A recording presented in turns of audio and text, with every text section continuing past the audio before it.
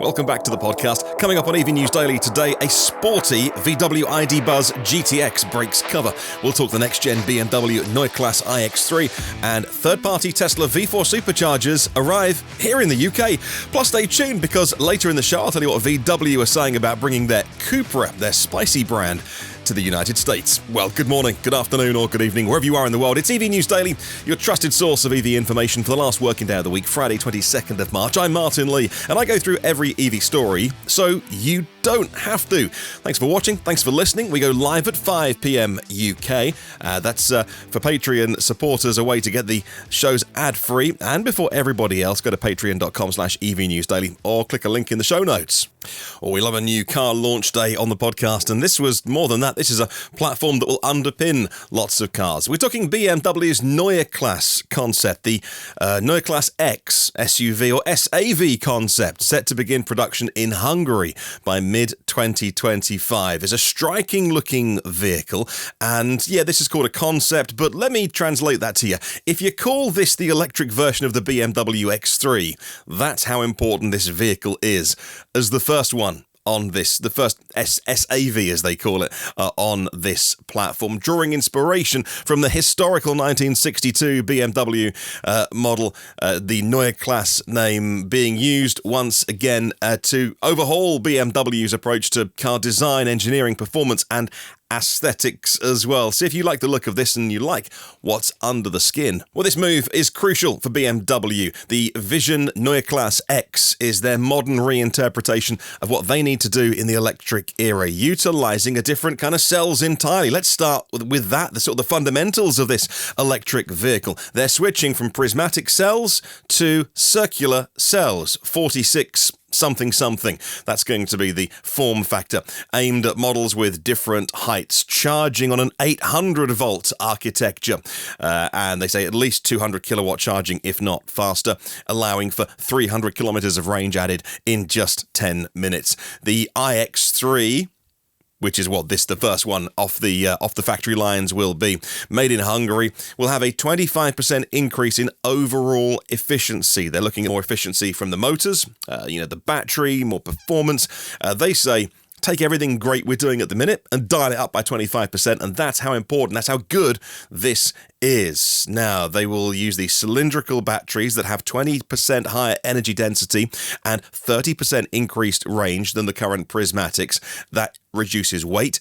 It's more cost efficient as well. It has bidirectional charging, so they talked vehicle to load, vehicle to home, vehicle to grid as well, with the first phase focusing on vehicle to home with a BMW branded wall box that you'll be able to get. The concept highlighting a new face. So for our YouTube viewers, if you're an audio listener, this show is on YouTube as well. I'll pop some pictures on screen of the new styling of the exterior that we're looking at right now. A new kidney grille and three-dimensional sculpture with backlit contours as well. So a reimagining of what the front of a BMW looks like. And I think the detractors of the recent BMW styling hopefully should be happy with this one. These new concepts, these Neue Class concepts that we've seen, and more recently now with this SAV concept, both with the saloon version and this version, is all about redesigning BMW for the future. So I can't emphasize enough how important this is for the brand, and aerodynamics being improved. For instance, they talk about this having so much focus in electric world with a 20% efficiency, and BMW's chairman of the board of management, Oliver Zipser, emphasizing that this Neue Class that we saw yesterday is a redefinition of the company. The chief technology officer, Frank Weber, highlighting the architecture as the most substantial investment they've made in the evolution of BMW. Well, BMW's invested in developing advanced superbrain computing systems. It's what they've called their little marketing term for this, but it captured the imagination, I guess, at least those following this news yesterday. The point of it being, it's a tenfold increase in processing capability over what they're using at the moment. Cutting-edge computing power to reduce the total number number of required onboard computers, at least by half. It streamlines the vehicle electronics for the electric era, and it enhances the processing speeds for automated driving, improved safety, more precise control over steering and suspension. And so they're talking about kind of a magic box, if you like, with super brains inside it. And although you're talking about milliseconds and taking, rather than having lots of different ECUs, lots of different computers in a vehicle, and saying, well, maybe they're 40 or 50 milliseconds between them talking to each other, down to 1 or 2 milliseconds. They're saying that this is a huge step forward in the kind of quality of electric vehicle that BMW can bring you. The super brain computers, as they've called it, they say set a new standard for BMW's performance, safety, and driving experience. So we'll follow this very closely as production gets closer and closer. And yeah, if you call this not a concept, but, you know, the electric version of the X3, it kind of highlights how important it is for their future and their profitability. Speaking of which, let's talk profitability from electric vehicles. I've seen a couple of studies floating around lately, or things coming from consultancies that say that EVs are fabulously loss-making for all the car companies out there, that they should stick with combustion power. When I see headlines like that, some of them being pretty faithfully re-reported by the press, almost word for word, you have to wonder who's funding these things, because from what we know about electric vehicles, VW have said that their ID vehicles are profitable. Tesla, of course, has just a fine cash flow, thank you very much. That to say, well, all EVs are losing, I think the figure was $6,000 per EV, and I thought, well, I'll click on that link at the weekend and work out what this is saying, but even the headlines looked fishy. Even BMW say, look, our EVs are profitable and will continue to be so. BMW anticipating that their higher-end vehicles, particularly the luxury ones like the 7 Series, the X7s, the Rolls-Royces, will contribute particularly to their profits this year. The company projects an 8-10% profit margin for their automotive segment as it goes electric. CEO Oliver Zipser expressing confidence in the growth of the high-end fully electric vehicles, predicting a very positive impact on the company's financial performance. They lead their competitors in the premium EV market, with 15% of their total vehicle sales being electric, aiming to sell 500,000 EVs this year, with 15 models they're expanding to.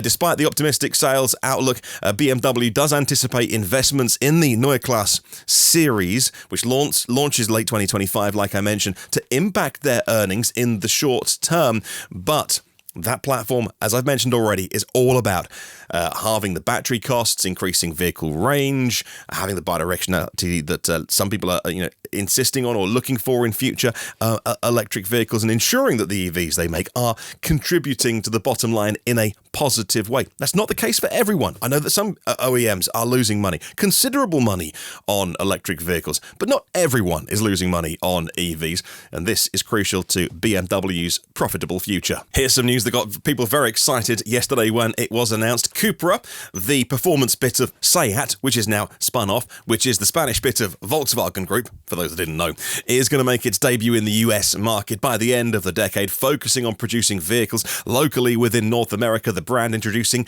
2 electric vehicles initially, an electric variant of the Formentor crossover and a larger TBC electric SUV. So they understand the US market already. As part of their strategy to be a global presence since becoming independent from the SEAT brand 4 or 5 years ago now, wasn't it? Cupra has carved out a nice little niche with their performance-oriented hatchbacks and crossovers. They took the ID.3 and made it the Born. It was going to be called the L-Born, but then it'd be, I suppose, the Born. But either way, L-Born was a cool name. But the Cupra Born, which is, I think, stylistically a nicer thing to look at than the ID.3, which fits in with the VW mothership kind of brand image anyway, and design, whereas the Born, I think, was a little bit more aggressive and just a little bit hard around the edges, and that appealed to me, but that's very subjective, of course, styling-wise.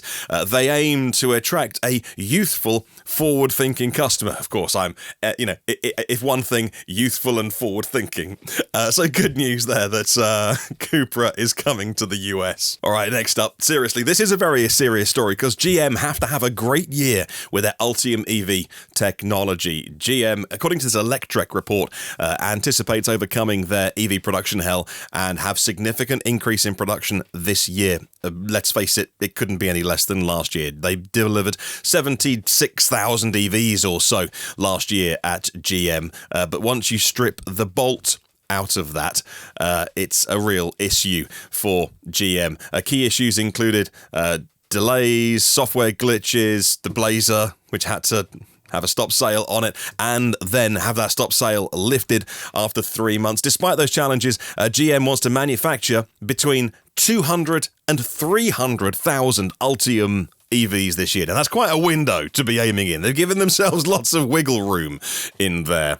The production goal is an adjustment from an earlier target of 400,000 EVs by the middle of 2024. The CFO, Paul Jacobson, acknowledging recently the difficulties in scaling Ultium. The Ultium sales last year were not good.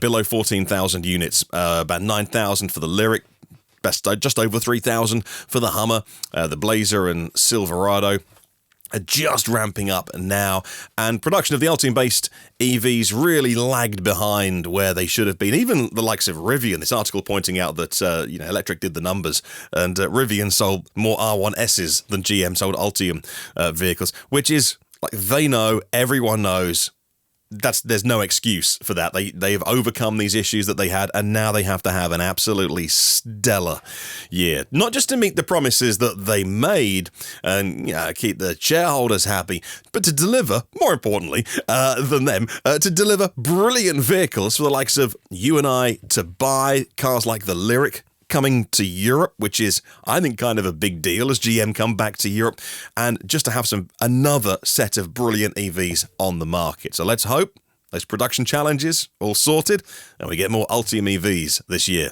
Can we talk plug-in hybrids for a second? How much is enough range for a plug-in hybrid? Now, traditionally, when it's had 15 or 20 miles, I've been a little bit opposed to plug-in hybrids because they don't often get charged if people are not buying them for the right reasons. Over here, we had lots of business tax incentives for people to have plug-in hybrids as their company car, but they didn't bother installing things like wall boxes or even ever charge them because it was just cheaper to get a plug-in hybrid than the combustion car. And so, well, maybe they'd go to the supermarket occasionally and, plug it in, but so many were never plugged in, so they were carrying around extra weight for no reason.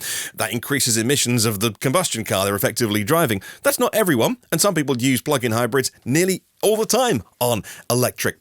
But how much is enough battery range? Because I think when you start to get decent range from the battery, there's a really good argument to make for plug-in hybrids. For some people. Wouldn't be for me, but there is for some people. Now, Ford introduced a new plug-in hybrid version of the Tourneo. That is their Connect, the Tourneo Connect vehicle, and they call it an MPV. And that has a 68-mile electric range on WLTP. So it's a 1.5-litre petrol engine with the front-mounted electric motor and a combined output of 147 horsepower, a 6-speed automatic gearbox going through the front wheels. But listen, this thing fast charges at 50 kilowatts, and it's a battery similar to the one in the Volkswagen Caddy hybrid.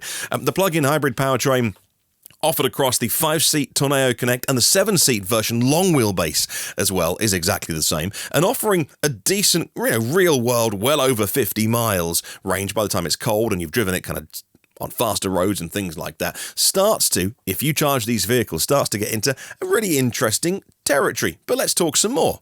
This Autoblog report about the new GLC-Class from Mercedes-Benz is a new plug-in hybrid version of this. The GLC-350E expands their redesigned lineup. This is a turbocharged 2-litre 4-cylinder engine with an electric motor that's 134 horsepower electric motor. So this starts to get seriously juicy in terms of electric power. Battery capacity has gone up significantly. 11.3 goes to 24.8 kilowatt hours.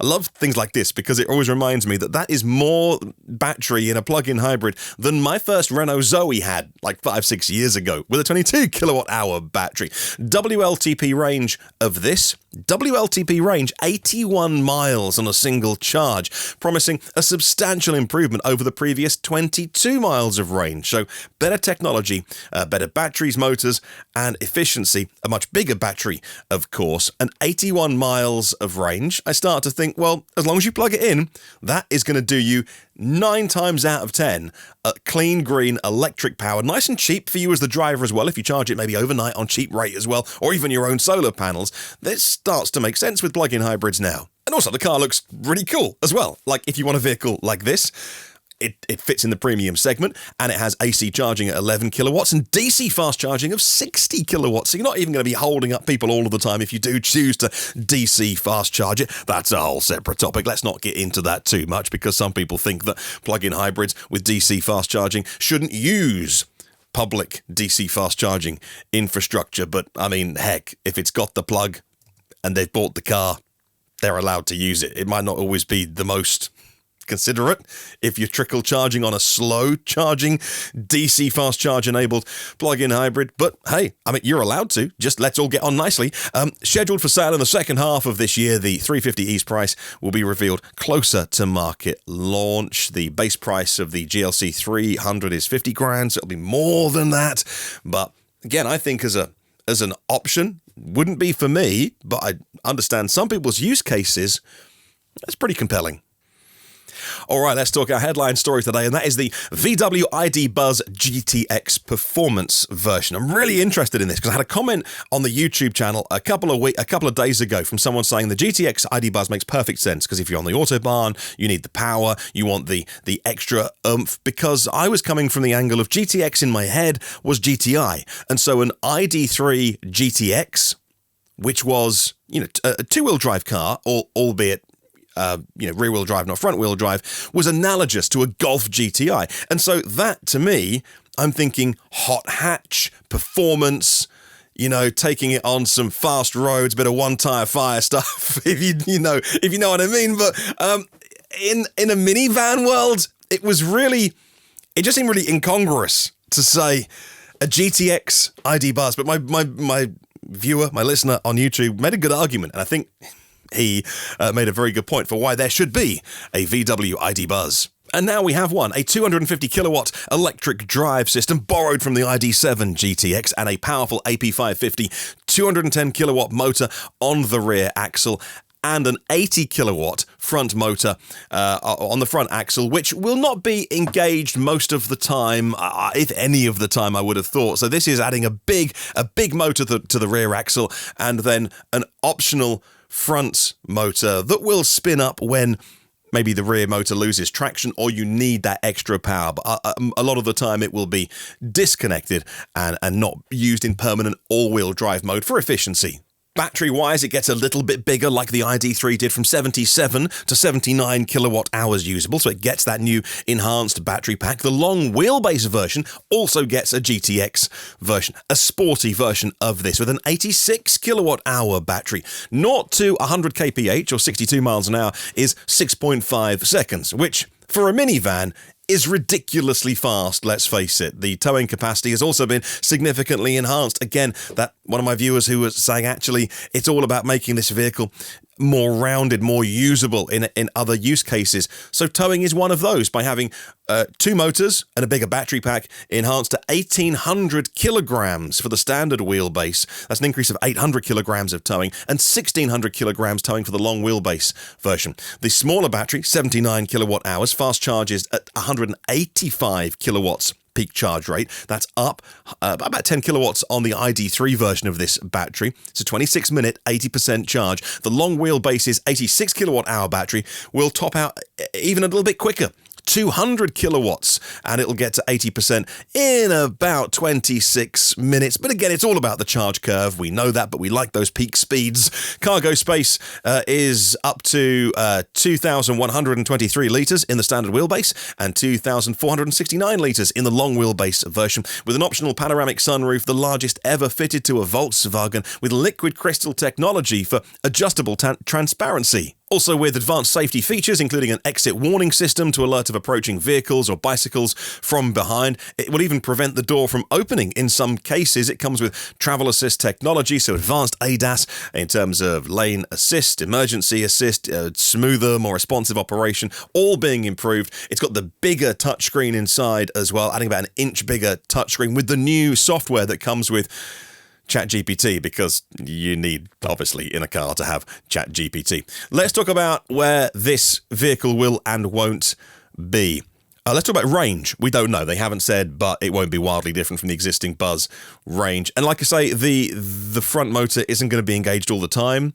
It's still a slab to get through the air, but it's not a permanent all-wheel drive system, which helps efficiency. Now, the ID.BUZZ GTX versions will hit the market in the second half of this year. Pre-sales begin this summer. Pricing, we don't know. The European version of the long-wheelbase ID.BUZZ can be configured in 5 or 7 seats. In the US, though, for my US viewers, the ID.BUZZ will not be called the GTX. And that's important because it will still be the same vehicle, but it'll be branded all-wheel drive. It'll have that 107 horsepower front motor, but it won't carry the GTX branding, and it won't carry the optional, or rather the specific GTX equipment and some of the extra red piping and stitching on the seats and steering wheel, etc. The vehicle will be available in long wheelbase format in the US only, which differs from Europe, where we have both short and long wheelbase versions.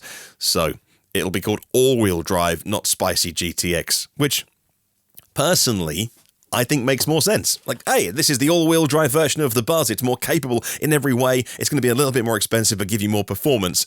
Calling it the GTX, only thing I've been told, and I've told myself so many times, GTX means GTI. This is going to be the high-performance, top performing, and this is the top-performing minivan ever that they've made. But it doesn't really work in minivan format. You don't need. It's a bit like having the VW Transporter that you can make into a camper van. You wouldn't call it the VW Transporter GTI version because you'd get laughed at. And they wouldn't do a GTI version, of their vans, but they would do GTX because it's electric, which is interesting. But I'm probably wrong. I normally am. But I need to rewire my brain a bit for what GTX means. But still, this is very, very cool. Talking of very, very cool things, Tesla's begun supplying V4 supercharging hardware to non-Tesla brands. The first station's being deployed.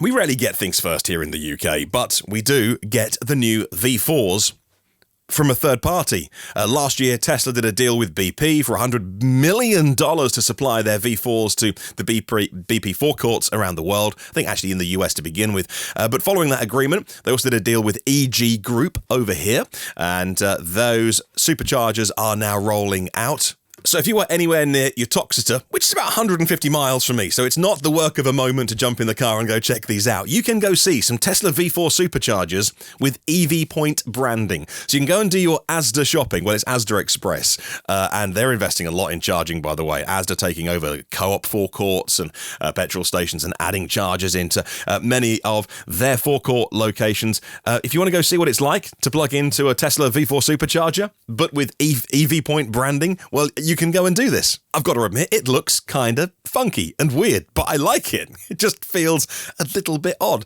but it's awesome. And so we're once again, Tesla moving things forward, surprising people as well. I think they weren't expecting the BP deal, and I wasn't even aware of the EG Group deal. I'd seen the BP press release come through, but selling their hardware to other people just reinforces the fact that, yeah, of course, Tesla's a car maker, but they're also an energy company, a charging company, and who knows, in 10 years' time, they might be making more money from selling chargers and energy to other companies and taking more of a backseat in the automotive world. I mean, maybe, maybe not, but you don't know, but it just reinforces just how many bits of the business they're really good at. The first of those stations here in the UK, like I say, in Uttoxeter, if you're going to go and check them out, and I wonder where the next ones are going to be. We can't wait to find out. Let's talk EV sales for a moment, because you know that you've read those articles in the media about EVs softening on their sales and no one's buying them anymore and they're stacking up on dealer lots, and then you look at the reality and the data behind it and you realise, I wonder why those articles are being written, because they don't reflect the truth that's out there. EU new car registrations, according to the ACEA, which represents the car makers over here, increased their car registrations last month in February, and BEVs leading the way, a 12% market share, 106,000 units sold. Petrol and diesel, they saw a combined market share decline, now below 50% of all cars sold. 48.4% of petrol and diesel combined here in Europe, where diesel once romped home as the king of propulsion. Belgium, France, Netherlands, all registering double-digit growth in pure BEV sales. And for plug-in hybrids as well, a 12% increase in registrations there. Only a 7% total market share, but still a combined plug-in share of vehicles that you can get with a plug on the side, on an EU perspective, to be around 20%. Obviously, at country level, you've got some fantastic countries in Europe that do really well. Norway, Netherlands, we do well in the UK. Germany's wobbled a bit lately, but take out that country level data and go a level up, and 1 in 5 cars sold having a plug socket on the side. I'll take that in 2024 because we know the trajectory and we know the way that it's going. Well, the more observant amongst our listeners and viewers will know that I mentioned I had this one yesterday, but the podcast was running long. It was over half an hour yesterday, and I left this out. So I'll pop it in today's news. Isuzu D-Max EV is going to be an all-wheel drive electric pickup truck with a focus on being a utility vehicle. The electric D-Max will have a dual motor setup, full-time 4-wheel drive, 174 horsepower, 130 kilowatts, from a 67 kilowatt hour battery. The vehicle has a payload capacity over a ton, about 2,200 pounds, ensuring it maintains its commercial vehicle status and associated tax benefits here in the UK. Towing 3.5 tonnes, about 7,700 pounds, and so it has some decent chops as a working vehicle. Isuzu plans to use the battery and motor system supplied by BYD. So it's good stuff, and it'll be the UK's first 4-wheel drive. There is a pickup truck on the market right now, the 2-wheel drive, limited utility, as sort of a farm vehicle or whatever, but this would be perfect from a name like Isuzu, the first one to hit the market later this year. As we head into the weekend, what to watch on YouTube then? Well, my buddy Kyle from Out of Spec just did a range test, a real-world range test with 4 of the best trucks around, and he's already told me that I'm allowed to give you the results on this because he kind of begins the video with the results, not one that you have to hold on to, watch to the end, so I don't want to dunk on another YouTuber, and he said I'm okay to read out the results in a real-world range test. It was the Chevy Silverado EV that beat out the Ford F-150, the Tesla Cybertruck, he has the Cyber Beast, by the way, tri-motor, and the Rivian in a real-world range test. So what did the Silverado do? The Chevy Silverado outperformed with 434 miles. 434 miles is not bad. It's not far away from its estimated range of 450 miles. And the test conducted by Out of Spec Reviews involved the 0 to 70 mile an hour highway loop, starting at 100% and going until the vehicles literally stopped moving on the highway. And you must watch the video to check out the rather ingenious solution that he has for then recharging them in whatever location, whatever in situ of having completely stopped. Very interesting conversation around the Ford F-150 as well, the Lightning and the BMS, and how it can get a little bit out of kilter if you keep doing continuous highway full battery rundowns and don't really give the BMS a chance to recalibrate, because it stopped at 6% showing, although it was empty. It was at bottom voltage, but it was displaying 6% left. So, which if it wasn't someone like Kyle who is very experienced in driving EVs and had a rescue on the way because he was meant to be going until it stops, that is a situation that Ford are actively working on, and there are ways that you can leave the car sort of mid-charged, it'll rebalance itself, and then you're good to go. Well, the Rivian R1T was in second with 345 miles out of 352 projected. The Cybertruck was in third place. It had still over 300 miles. I think that's really good for a tri-motor Cybertruck. 304 miles at 70 miles an hour, just over the 301 estimated. Not EPA estimates on that, by the way, because they haven't got one. And the Ford F-150 Lightning, as I mentioned, 282 miles, well below its expected range of 320, but Kyle explains all in the video. Well, a couple more stories until we sign off for the week. Maybe I'll do a weekend show. We'll see how we go. But for now, a couple more stories on the podcast. ABB and MAN have showcased a public charging demonstration for their electric trucks, achieving more than 700 kilowatts and 1,000 amps for the first time. The new Megawatt charging standard, MCS, Megawatt charging standard, does support charging up to 3.75 megawatts and 3,000 amps if the vehicles can take it.